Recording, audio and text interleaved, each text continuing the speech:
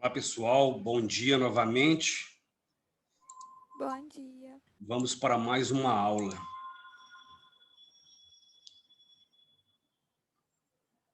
Só um minutinho que eu vou abrir o...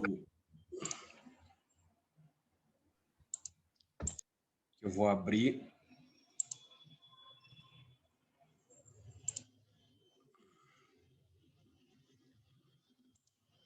diário aqui.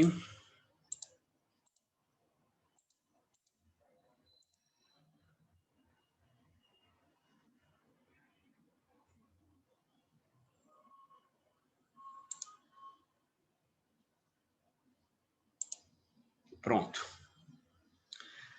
Bem, eu vou fazer a chamada, então. Deixa eu só aceitar os alunos que estão entrando. Como eu falei, a frequência é muito importante, né? Então, neste ano, diferentemente do ano passado, é preciso ter uma frequência razoável para aprovação, até porque o ano passado foi um ano muito atípico em razão da surpresa que foi a pandemia da Covid-19, né? Então, deixe-me fazer a chamada aqui.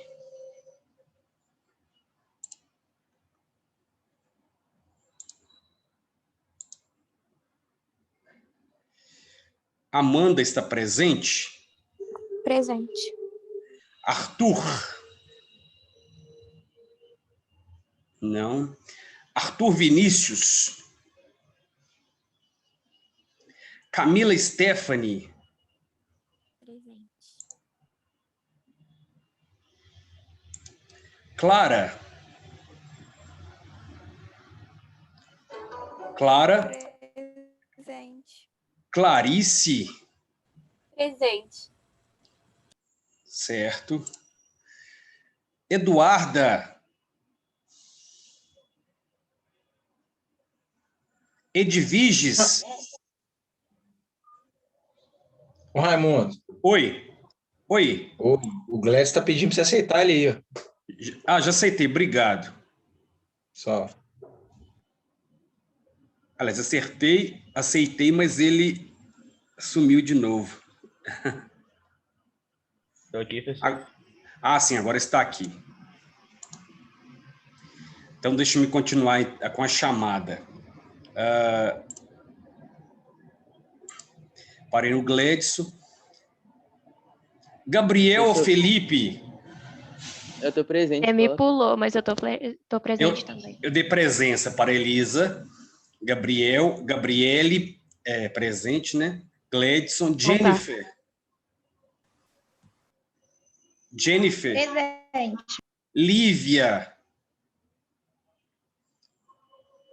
Lívia.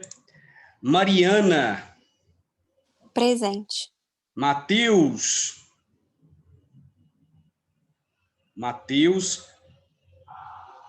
Ryan.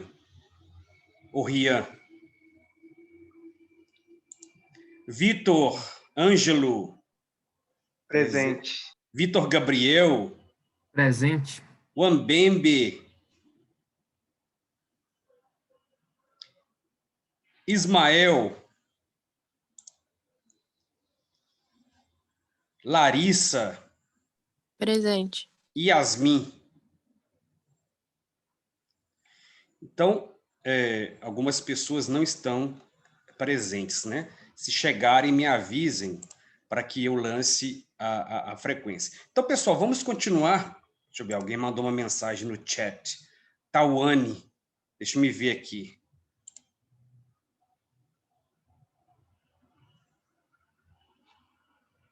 Tawane, o seu nome não consta na lista.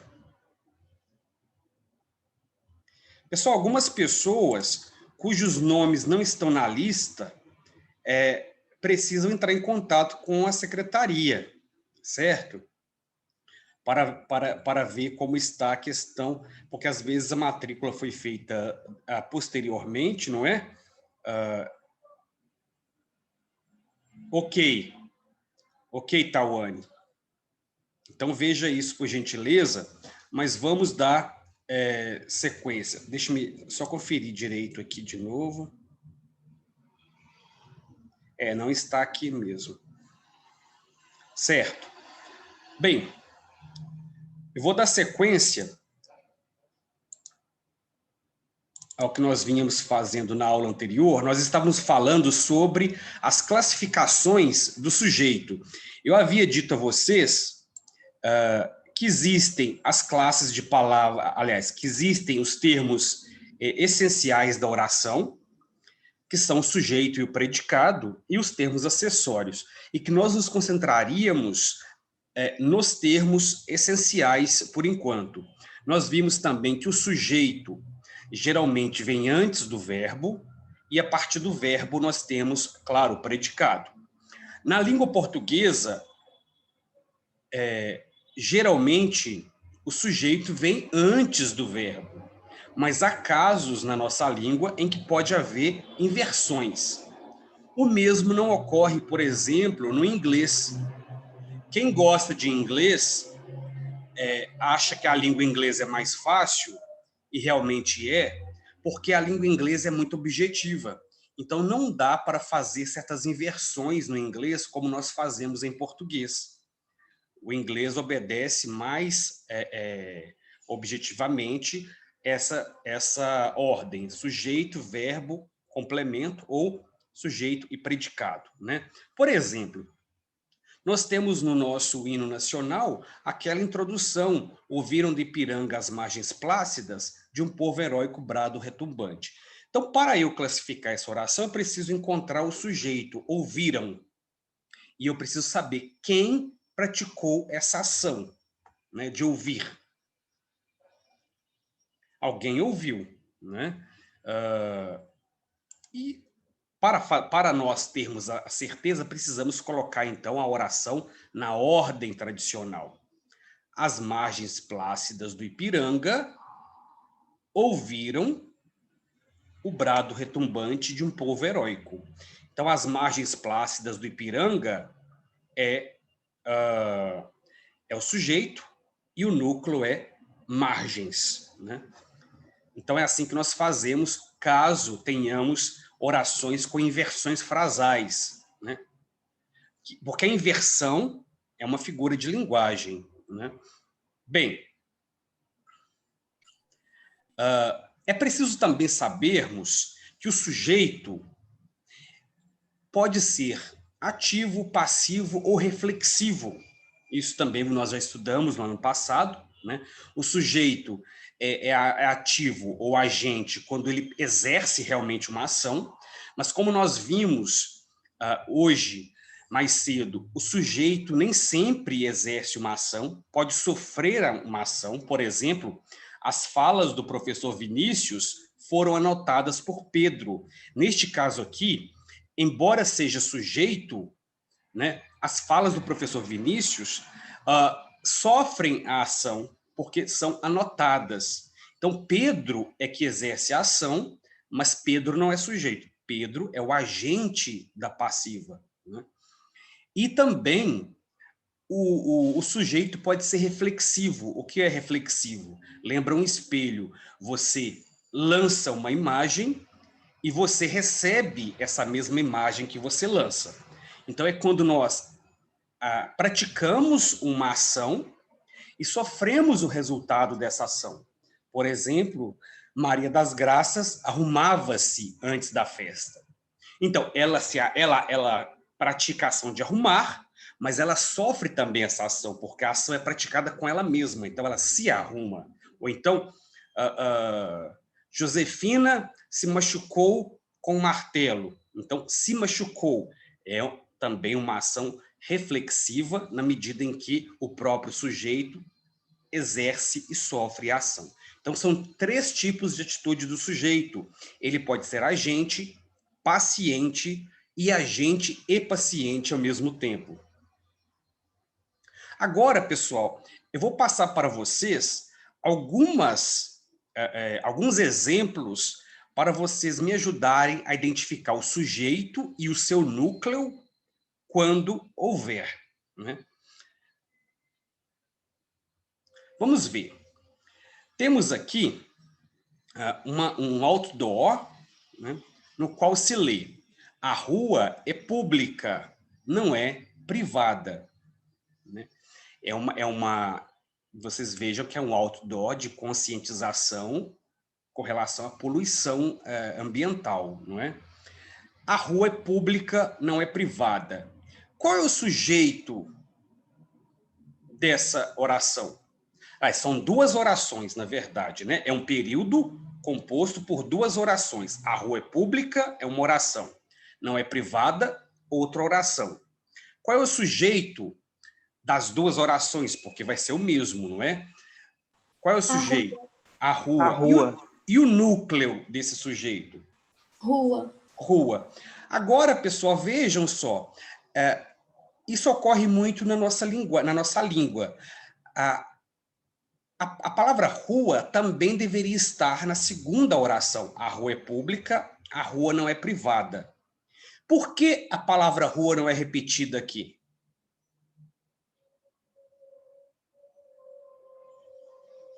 Nós vimos isso o ano passado, nas figuras de linguagem. Já apareceu antes. Isso, exatamente, muito bem. Quando uma palavra já apareceu antes, eu não preciso repetir. Então, se ela já apareceu antes, nós usamos uma figura de linguagem chamada zeugma, né? Porque a palavra já foi repetida, exatamente, já foi dita na oração anterior. Então, rua é um sujeito simples, o núcleo é rua, né? E aqui nós temos também dois sentidos, né? Quando uma palavra tem vários sentidos, tem mais de um sentido, vários sentidos, nós chamamos de polissemia. Privada é usado aqui em dois sentidos. O sentido de privado, de ser ligado à esfera privada, né, da casa, e privada no sentido de sanitário, né? As propagandas são muito usadas em provas de Enem, porque elas trabalham muito com a riqueza das palavras. Podem observar que muitas vezes nós temos questões com propagandas, justamente por conta dessa polissemia que as palavras possuem, né? Então, a rua é pública, não é privada. Entulhos e cacarecos, antes de descar...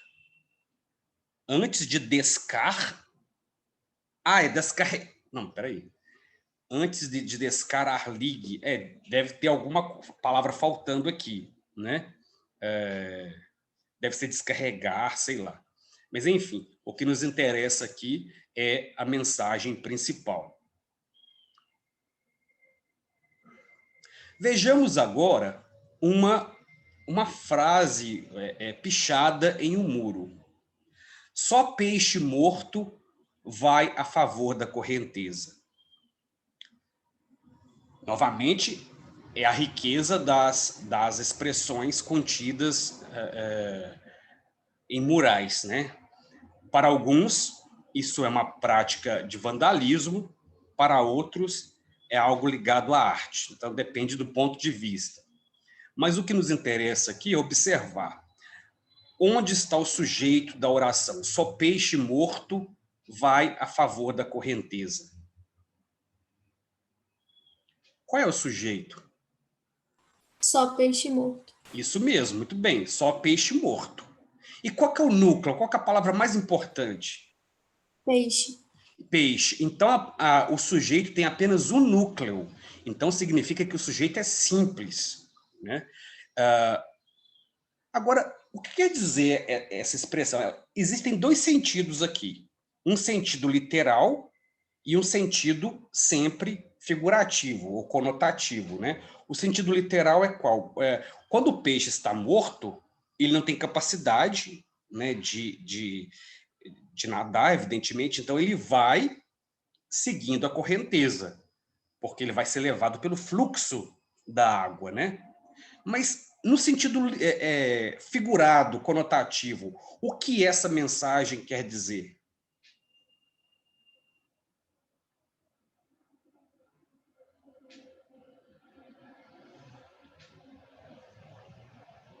Eu acho que é quando a pessoa não tem opinião e aí vai atrás da maioria. Exatamente, muito bem. A pessoa não tem opinião própria, não tem autonomia, então ela vai sendo levada, né, pela opinião majoritária, pelo senso comum. Nós temos visto muito isso durante esta pandemia, né? A minha mãe recebe muita mensagem de WhatsApp com fake news, né? Dizendo que a vacina não é para tomar, porque a vacina ela tem vírus que mata, né? Que deixa a pessoa com sérios sintomas, paraplégica, tetraplégica, e que a vacina engravida as mulheres. Então, são mensagens, as fake news representam exatamente essa opinião formada de forma equivocada, mas diante da qual muitas pessoas sucumbem, porque não tem uma opinião construída a respeito de um tema e por isso se tornam vulneráveis, né, às chamadas fake news. Então, é exatamente isso. Vejamos essa outra essa outra publicidade. Agora é da Rolling Stones, né? Rolling Stones. Somos feitos de rock, né? Somos feitos de rock. O que nós temos aqui é muito interessante. É um pulmão, né? É uma caixa torácica, né? Melhor dizendo, e que tem um coração ali, mas toda de aço. E somos feitos de rock. Além da palavra rock que aparece aqui, qual é a outra analogia que se tem com esse estilo musical? A caixa torácica tem formato de uma guitarra. Exatamente, muito bem, uma guitarra elétrica, exatamente. E temos aqui, então, essa propaganda dos Rolling Stones, né? O que significa Rolling Stones? Rolling Stones. Alguém que gosta de rock sabe dizer? Pedras rolantes? Pedras rolantes. E essa expressão pedras rolantes, né, Rolling Stones, vem de um provérbio. Assim como nós temos provérbios em português, né? O seguro morreu de velho, o apressado come cru, pau que dá em Chico, dá em Francisco. Nós temos inúmeros provérbios ou ditados populares que os nossos pais, avós, principalmente, usam. Em outros idiomas também nós temos. Um provérbio do inglês muito conhecido é que pedras que rolam não criam musgo. O que é musgo? Não, desculpa, não é musgo, não. Musgo é outra coisa. Pedras que rolam não criam limo. O que é limo? Imaginemos uma pedra no riacho, uma pedra que está parada, né? Então ela recebe ali toda sorte de água, mas também de detritos, de certas substâncias. Ela fica ali completamente vulnerável a receber, né, um monte de materiais, e tudo isso faz com que essa pedra fique escorregadia, fique limosa, com limo, né? Porém, as pedras que rolam não criam limo. O que quer dizer isso? Pessoas que são ativas, pessoas que estão sempre em atividade, que estão sempre se aprimorando, que estão sempre aprendendo, essas pessoas não enferrujam, digamos assim. A gente usa no português, eu estou meio enferrujado com relação às tecnologias, não sei mexer. É exatamente nesse sentido que existe a expressão pedras que rolam não criam limo, né? Daí, a partir dessa expressão idiomática, a escolha desse nome Rolling Stones para esse grupo, né, musical tão famoso, para essa banda de rock. Vamos continuar. Tá, esqueci de falar do principal. Qual é o sujeito da oração aqui? Somos feitos de rock. Somos. Somos é o verbo, né? O sujeito. Não. Vitor, o sujeito. É desinicial. É o desinencial, nós, né? O que é o sujeito desinencial? É aquele sujeito que não está explícito textualmente, mas eu consigo identificar pela desinência do verbo. O que é a desinência do verbo? Alguém se lembra o que é a desinência?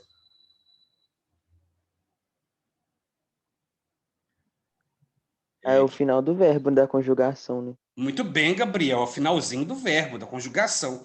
Esses alunos que estão participando, né, vão receber ponto extra. Vou anotar aqui, Gabriele, por enquanto é Gabriele só que... Ah, não, e o Vitor, que falaram mais, né?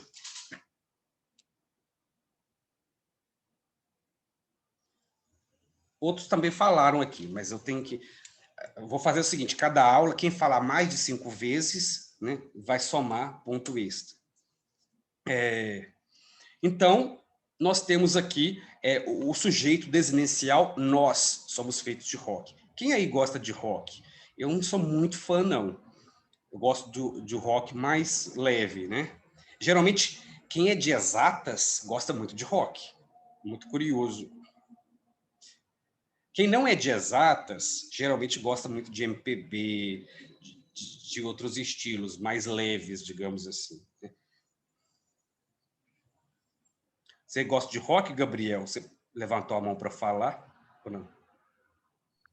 Eu não levantei não, professor, mas eu não, tipo, não sou muito fã de rock, não. Eu gosto de exato, mas não sou muito fã de rock, não. Ah, você gosta de exatas. Gente, eu acho que a maioria aqui gosta de exatas, né? Quase ninguém gosta de humanas.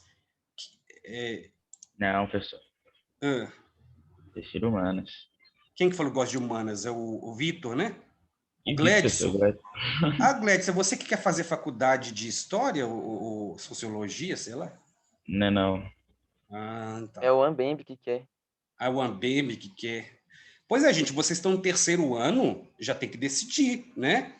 Qual faculdade vocês querem fazer, qual faculdade está no radar de vocês. Quando eu estava no terceiro ano, eu não sabia o que era vestibular, né? Eu era tão alienado, tão como eu vou dizer, tão desligado dessa ideia de profissão, né, que só fui entender de vestibular e Enem no finalzinho do ano. Mas isso aí é outra história. Vamos continuar aqui.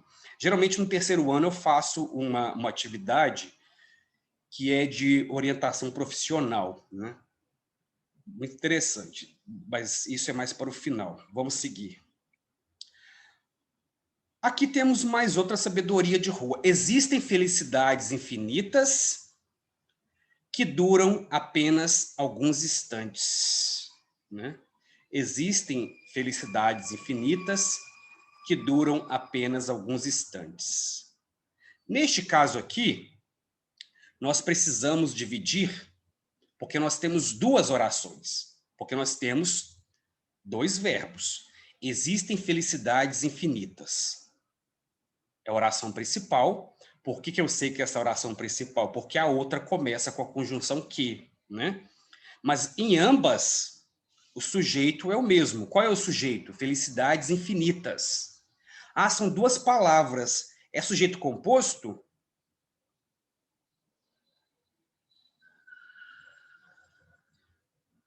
Gledson, o fato de ter duas palavras, felicidades infinitas, indica que esse sujeito é composto?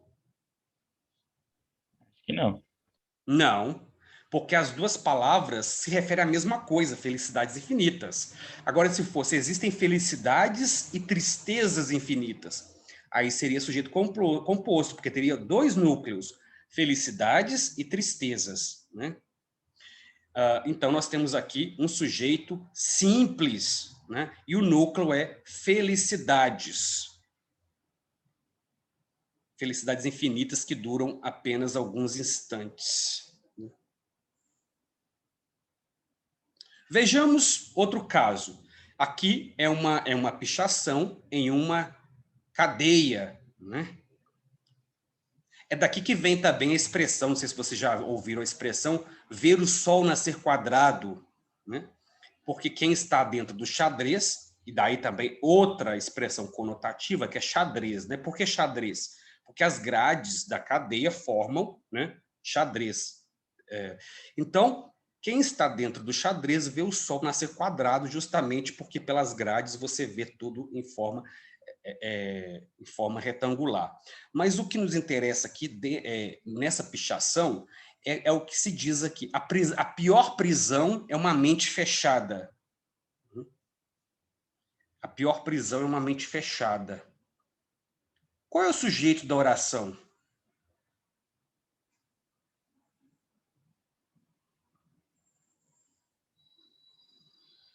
Qual é o sujeito da oração? A pior prisão é uma mente fechada.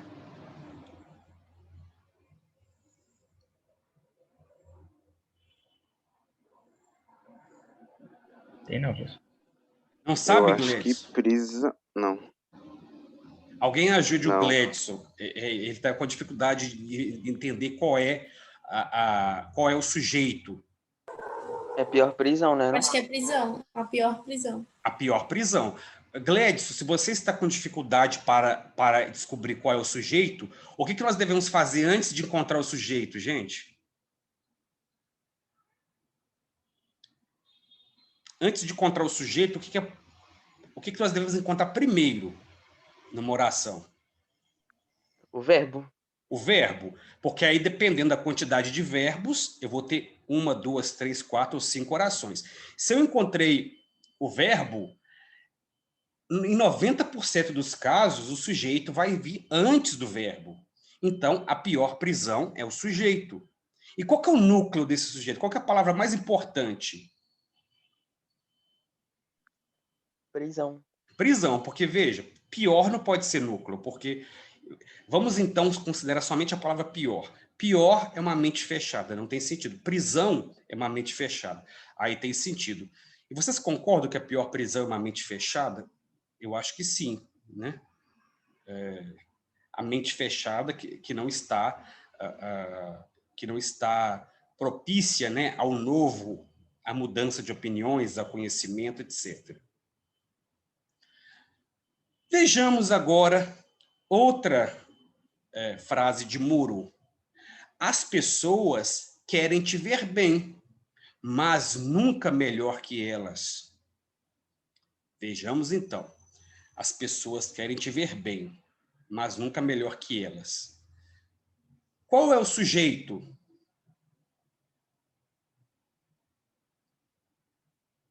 As pessoas? As pessoas, e é um sujeito simples, porque embora esteja no plural, o núcleo é um só. Pessoas, né? As pessoas querem te ver bem, mas nunca melhor que elas. Existe um provérbio no inglês que também é parecido com isso, que diz assim: nós temos muita facilidade em termos empatia com o sofrimento alheio, mas não temos facilidade em ter empatia com a felicidade alheia, né? É como se a felicidade alheia nos incomodasse. Imagina quando você está muito irritado, chateado, você entra no Instagram e vê que os seus amigos estão na praia, que os seus amigos estão em Paris, né? Estão numa festa, e você em casa estudando sujeito e predicado, né? Aí você fica super irritado, aí fica difícil você se comover com a felicidade alheia, né? Embora essa felicidade nem sempre seja natural, né? Até porque as pessoas costumam postar fotos de uma mesma viagem várias vezes ao longo do ano para dar a impressão de que estão sempre viajando, né? Bem, vejamos agora outra oração. Sorria mesmo sem ser filmado. Qual é o sujeito dessa oração? Sorria. Porque sorria é uma oração, né? Sorria.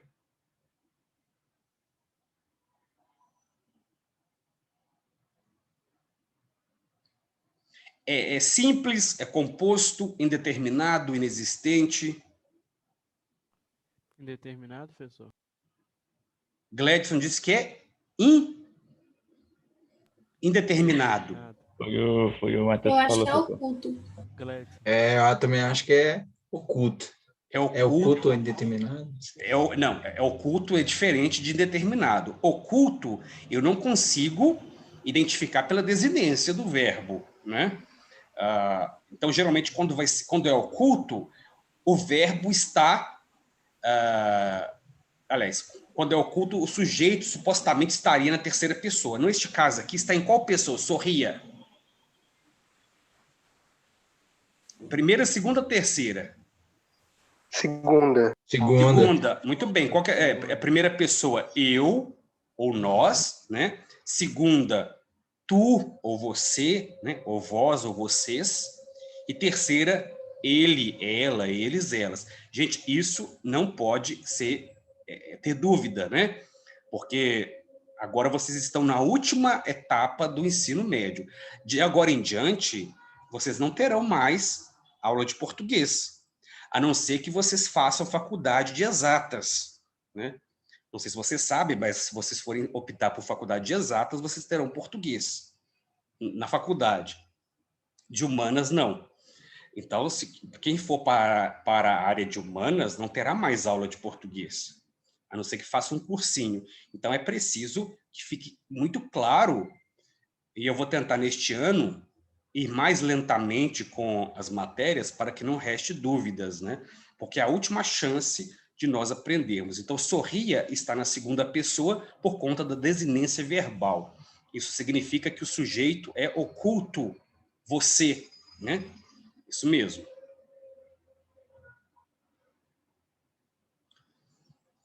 Vejamos outro exemplo. Agora também de um outdoor. Escreva SMS enquanto dirige. Escreva SMS enquanto dirige. Qual que é o sujeito da oração? Qual é o tipo de sujeito? Gledson, agora você consegue identificar neste caso aqui?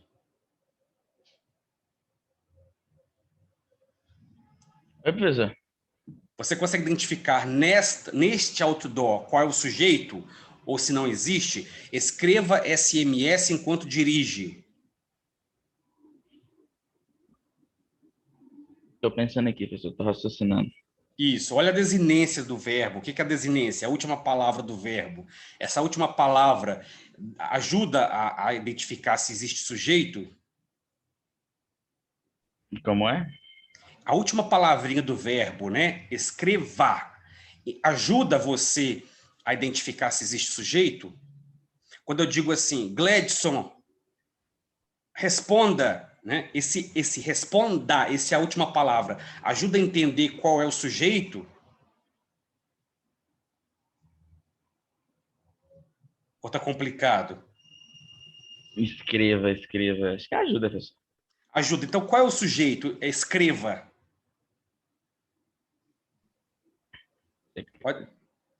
Pode chutar. Dá aquele chute bom, professor? Isso, um chute para você fazer um gol de bicicleta. De bicicleta? Deixa eu pensar mais aqui. Ah, professor. Sei lá. Não sabe. Sei não. Gledson, ó, escreva. Bem, se eu digo escreva, eu estou me dirigindo a alguém, né? Quem que é essa pessoa a quem eu me dirijo quando digo escreva?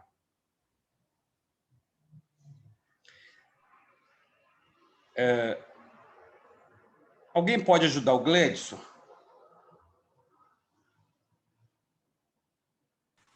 Eu acho que é oculto. Oculto, Gabriele. Então, por que é oculto? Porque, qual é a pessoa? Escreva. É eu? Hã? É o tu? Tu, exatamente. É o tu ou você, né? Nós não usamos mais o tu.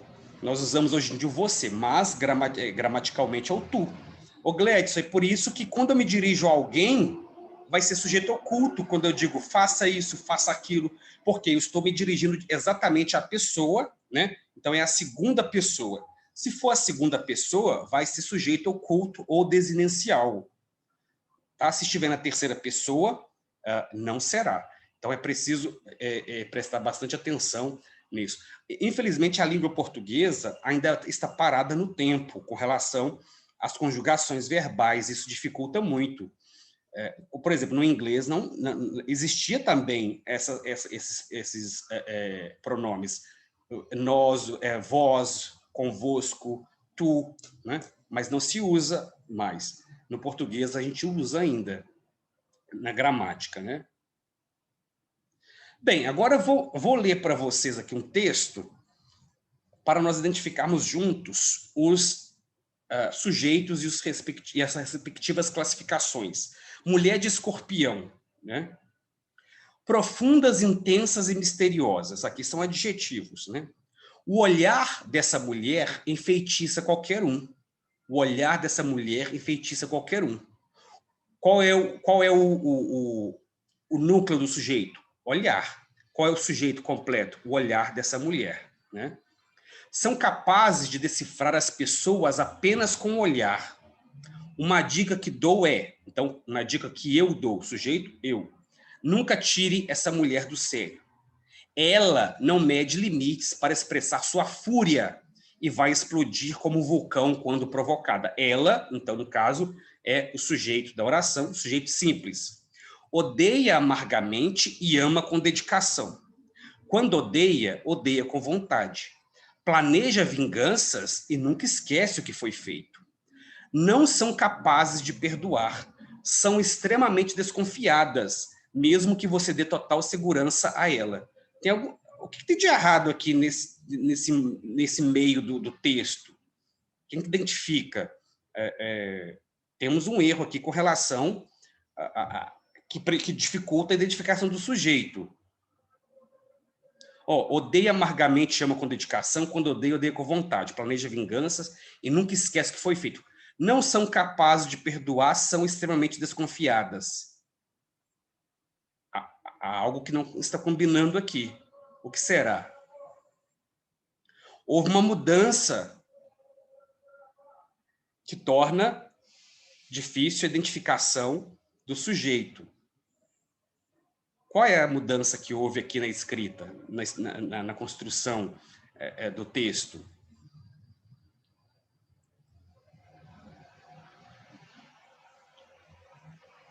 Planeja vinganças, é a mulher de escorpião, né? Planeja. E nunca esquece, não são capazes de perdoar. Houve uma mudança aqui. São extremamente desconfiadas. O que a pessoa cometeu de erro aqui? Ao escrever. Ela não está concordando com o sujeito. Exatamente, muito bem, Clarice. Vou anotar seu nome aqui também. Então, não está concordando, exatamente, estava no singular e de repente passou para o plural, né? O engraçado de uma escorpiana é que elas, né? Veja a falta de concordância, é que elas são muito ciumentas e possessivas, mas tentem só controlá-las. Apenas tentem, pois não vão conseguir. Ninguém pode tirar sua independência nem invadir sua privacidade. E se acostumem, pois elas sempre vão dar a palavra final em uma discussão. Elas adoram poder, poderosas, fiéis e vingativas. Cuidado, que essa criatura sensual e misteriosa pode te picar, e você não vai querer provar desse veneno. Então, é um texto de horóscopo, né, que eu tirei, mas vejo como, infelizmente, hoje em dia a escrita está bastante deficitária.